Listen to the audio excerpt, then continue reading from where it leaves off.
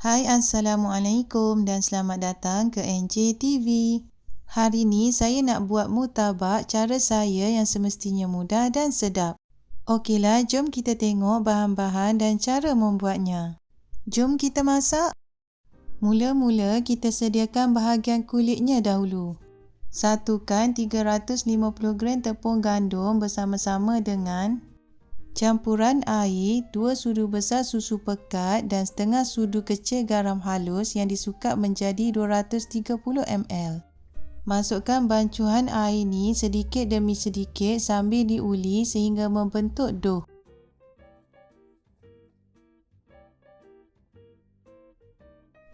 Seterusnya, masukkan 1 sudu besar minyak masak dan 1 sudu besar margarin.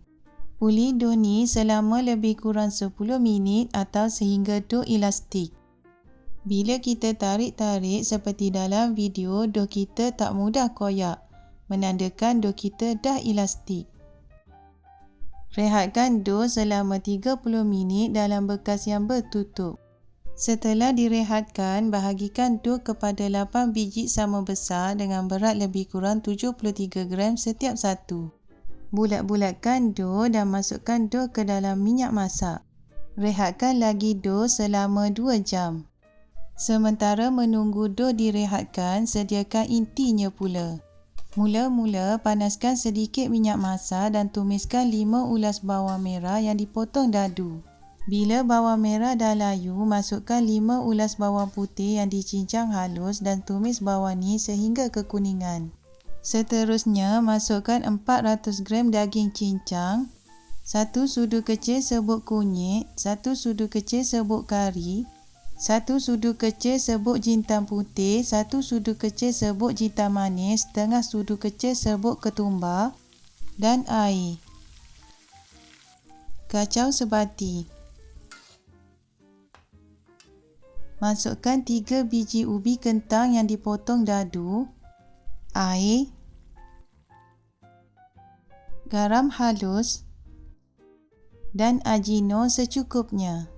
Kacau sebati dan masak sehingga ubi empur dan air kering. Pastikan inti kita cukup rasanya. Bila inti dah siap, ketepikan dahulu dan biarkan ia sejuk. Seterusnya, kita akan sediakan jeruk bawang sebagai pencicah murtabak kita. Satukan irisan bawang merah bersama-sama dengan gula, garam, sirap, cuka dan air masak. Gaul sebati dan pastikan jeruk bawang ni secukup rasa mengikut cita rasa masing-masing. Sekarang kita akan sediakan murtabak pula. Inti yang kita masak tadi saya bahagikan kepada 4. Ambil 1 bahagian inti dan campurkan dengan 2 biji telur grade B. Dan kacau sebati. Untuk mencanai kulit murtabak, saya gunakan besin seperti dalam video. Kalau pandai menebar, boleh tebar kulit murtabak seperti menebar roti canai. Letakkan sedikit minyak masak atas besin dan ambil 1 dough tekan-tekan seperti dalam video. Tarik-tarik dough perlahan sehingga senipis yang boleh tapi jangan sampai koyak di tengahnya. Letakkan separuh inti tadi dan bungkus seperti dalam video.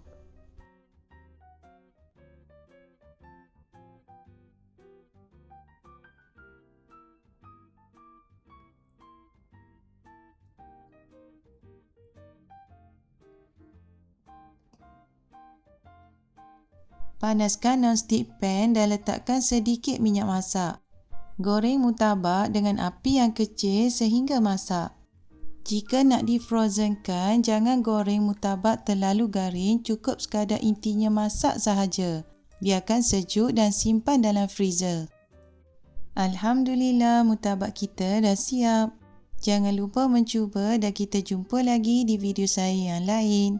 Assalamualaikum dan bye-bye.